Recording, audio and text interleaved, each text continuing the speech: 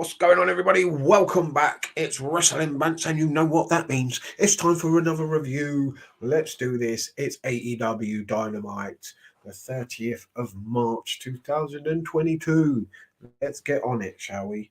Started off with a good wrestling match. One of my favourite tag teams in AEW, I've got to admit, are the Acclaimed. I do enjoy them. I think both of them very good in the ring and very entertaining as well. I like that Max Caster got a chance to shine in this match against CM Punk, even though he came up on the wrong side of it. It was a good match, enjoyable, and Max Caster proved that he is a talent for the future, hands down, without doubt, one to watch out for. CM Punk, yeah, he needs to be rocket ship. Just put him on the top now. Come on, guys. He needs to be challenging for the title. We need to see the top guys winning the top belts and fighting for those top belts as well. I want to see CM Punk against John Moxley. I want to see CM Punk versus Brian Danielson. I will get there eventually. Brian Danielson, CM Punk, John Moxley, MJF even. Throw a few more names in there. Those are the top guys, in my opinion, in AEW, and they should be fighting for the top titles. And the sooner the better, in my opinion. Good match here, CM Punk. Yeah, want to see him challenging for that title as soon as possible. And MJF backstage with FTR, a pinnacle promo. There is dissension in the ranks. FTR don't seem too happy that they're being forced in the middle of this feud between MJF and Wardlow, and I think this is a good way to go. Maybe turning FTR babyface is a good way to go at the moment. I mean, they need to be facing. They want to face the Young Bucks at some point. So yeah, I think a babyface FTR is not a bad thing. It could work. They're great. They're one of the best tag teams in the world. Maybe first or second. Arguably, we'll find out on Friday night or Saturday. Yeah, Friday night when they face, in my opinion, the best tag team in the world. Man up, them boys, the Briscoes. How they're not in AEW is a joke. How they're not signed up to one of the best wrestling companies in the world is a joke. I'm happy that they're back in Ring of Honor, and I can't wait to see that match. It's going to be a banger. FTR here, though, have been misused completely, in my opinion, in AEW. They are their best tag team they have, and they haven't been treated as such. Then we got Moxley versus Lethal, another guy that hasn't really been treated well, in my opinion, since his arrival, is Jay Lethal. Every time I've seen him on Dynamite, he's lost. He's a class act. Great match here with Moxley. Really enjoyed it. Second match of the show, really, really good. The matches on this show are phenomenal, in my opinion. This one of the best ones. It's hard to pick the best match of the night, but this is a contender. Moxley versus Lethal, very, very good. I'm just sad that Lethal came out on the wrong side. It was obvious that he was going to. The rise that Moxley's been on, again, another guy I want to see challenging for that title. Sooner the better. He deserves a rematch, deserves to be up there with the likes of Punk, Danielson, MJF, Omega when he comes back. Those are the guys I want to see challenging for the title at sooner the better. Then we got FTR versus the Billy Boys. We are the Billy Boys. Obviously, was winning this one, really. It was a good match. Did enjoy it. The only problem is Aubrey Edwards was the referee. And as MJF commented on commentary, she is by far the worst referee in the world. And that's a shoot, man. That's a shoot. That is real. That is facts. You know what I'm saying? MJF speaks facts. We all know this. She sucks. It was a good match. The Billy Boys, yeah, I like them. They're a good team. Can only get better. They're very young, and with their dad in their corner, it works. I like their attitude. I like their charisma. I like the way they go in the ring and how they work. Both very, very talented and only going to get better, which is a scary thing. We've got some good young tag teams here in AEW. It's nice to see that they're getting a chance to shine. Okay, they came out on the losing side, but they should do against the best tag team in AEW in FTR. I like the comparison with the Midnight Express. The only problem is they don't have a Jim Cornette. FTR need a Jim Cornette kind of guy, in my opinion. Tully Blanchard was not it. They ain't getting Jim Cornette himself. No fucking way that's happening.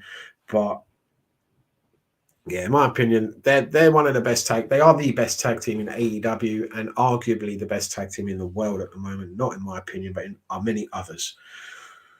During the match, MJF was on commentary. We had Wardlow make his way through the backstage arena. Supposedly he was banned from the arena, but that didn't seem to stop him. He managed to get his way in as close to the ring as he could, battled his way through the crowd, battled his way through a load of security, but they all managed to jump him again and hold him down again. Like, they can't hold down anyone, the security guards. They have been absolutely useless since day one, and all of a sudden they're all able to hold back Wardlow. This is a joke. Come on, do better. I get what they're trying to do. They're trying to keep Wardlow away from MJF, and that's a good thing, I suppose. We don't want to see those two touching too much before the match.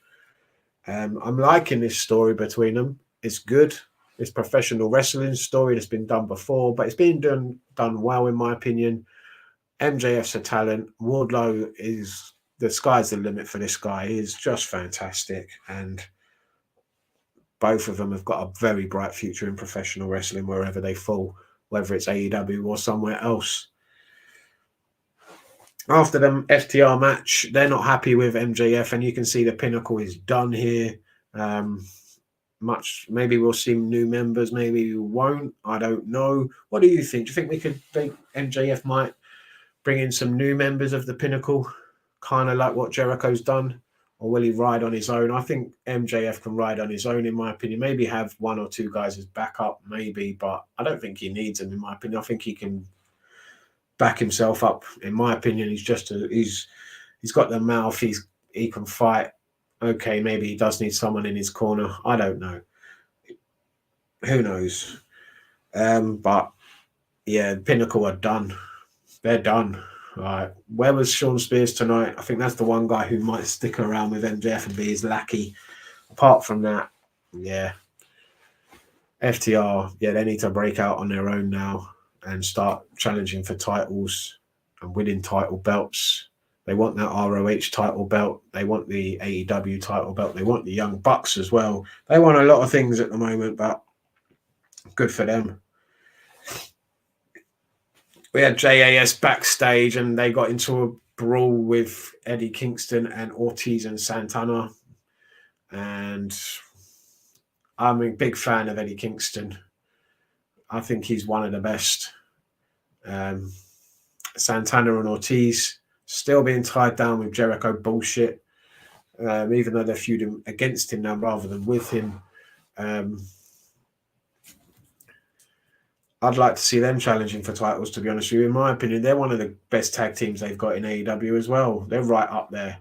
It's like the top teams, like in the singles division. I want to see the top tag teams challenging for titles. I want to see Red Dragon. I want to see FTR. I want to see Santana and Ortiz. I want to see the Bucks. But we're getting Jungle Love and the Dark Order and shit like that. Do you know what I mean? It's a joke. Can we make it serious now? Can we get serious, please? And start putting the teams that are actually serious tag teams at the top of the division and start acting like they're top tag teams. Do you know what I'm saying? Come on, guys. Anyway, Santana Ortiz and all this bullshit with JAS and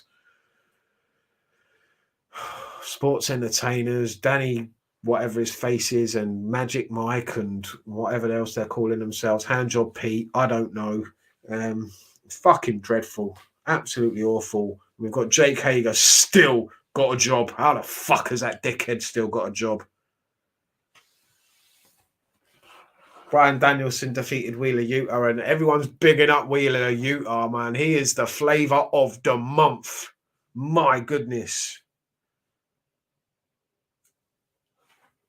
So, but he is very good, and I like Regal on commentary. I think he's brilliant. He could actually be a good commentator. He could actually be the colour and have just JR as the play-by-play. I'd be happy with that. You know what I'm saying, peoples? Have Tony Schiavone as your interview guy. get rid of the man with the mask, put him on Friday nights with Taz, and have JR and Regal out there just doing it, just telling stories and calling the matches. And that would be me. That would be me. I don't know what you think, but let me know. What else happened? Where are we? Danielson won. Wheeler Yuta put in a good performance. And like I'm saying, everyone's loving up Wheeler Yuta at the moment in AEW. He's a good talent. No, don't get me wrong, but he needs to add a bit of pounds and maybe even change his name and his gimmick and his outfit. Not much, but he's good in the ring. We had the silly segment with Cole, O'Reilly, Fish with their stolen belts championship celebration, which was obviously going to get interrupted by the Jungle Love and Cowboy shit. But they were saying, oh, they're not in the building. They're not in the building. And then why did Hangman Page come out in a Tesla? That is the least cowboy shit thing you could do, is drive out in an electric car. Jesus Christ. I mean, what was the point in it? There was no point to that. Why did he drive out in that piece of shit? Do you know what I mean? It looked ridiculous. Absolutely ridiculous. Jungle Love and Cowboy shit beat the crap out of the Heels. The Heels lose their heat. Don't know what's going to go on here. I hope Hangman Page actually drops the title now, to be honest with you. I wouldn't mind seeing Adam Cole as a champ, baby, for a little bit. Let him carry it and then drop it to Punk. I think that's the way to go, in my opinion. Thunder Rosa cut a better promo than she did last week, I suppose. There was no interference. She was able to get her words out, made some sense. And I'm looking forward to see what they do with this run with her. She's a very talented female wrestler, one of the best in the world. She's the AEW Women's Champion for a reason. And yeah, can't wait to see where it goes from here. Owen Hart qualifier, the Owen Hart Foundation Cup, whatever they're calling it.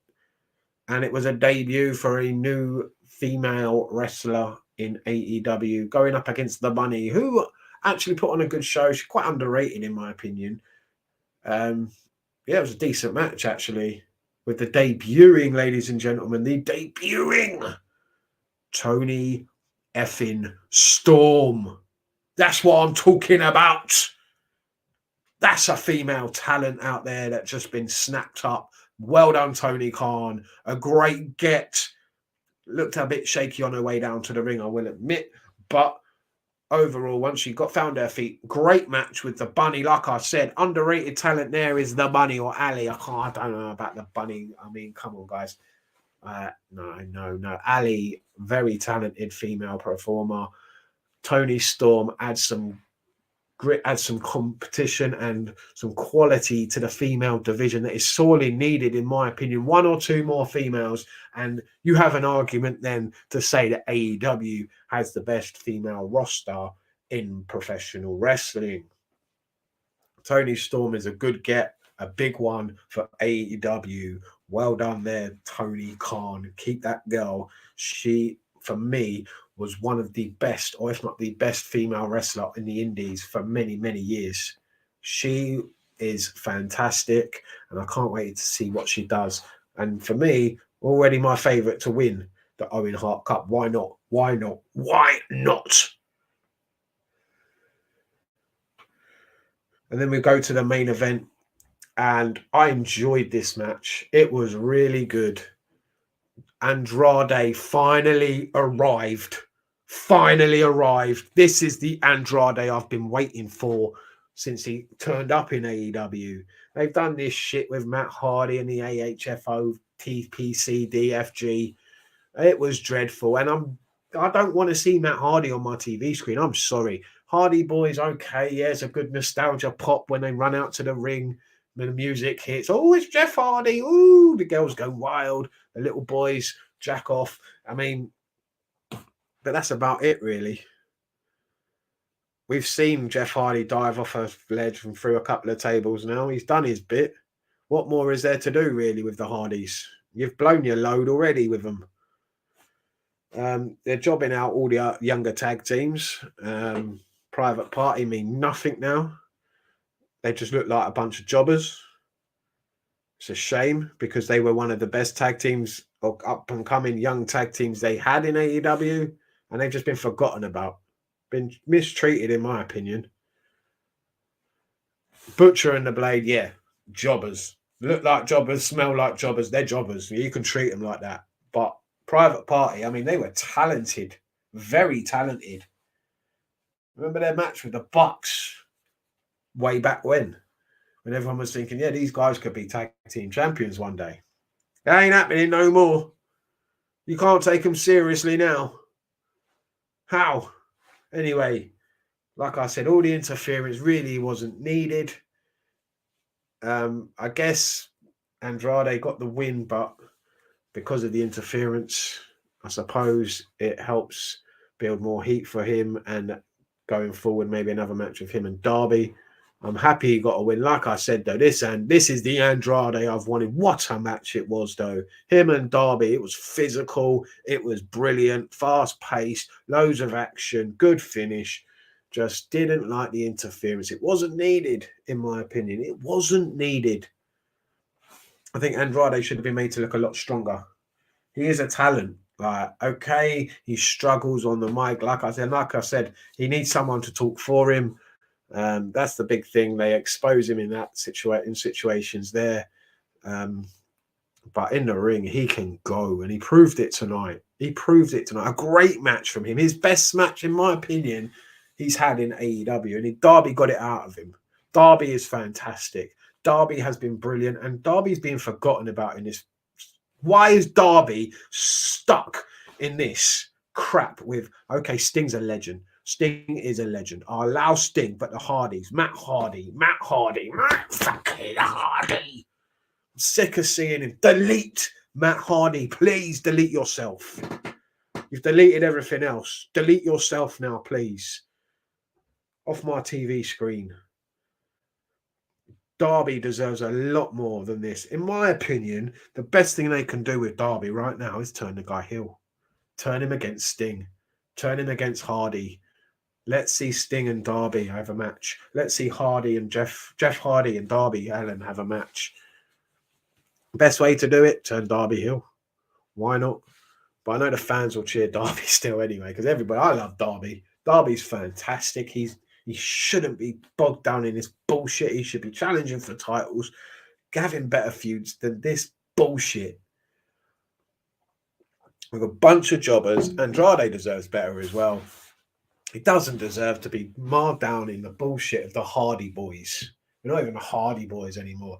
They're the Hardy OAPs. OA, please get off my TV screen. Down they come at the end of the match. Hardy's just beat the shit out of everyone. There's a crap running. Jeff Hardy nearly falls over. Nearly ran past one of Private Party. He has to run back and go and get him.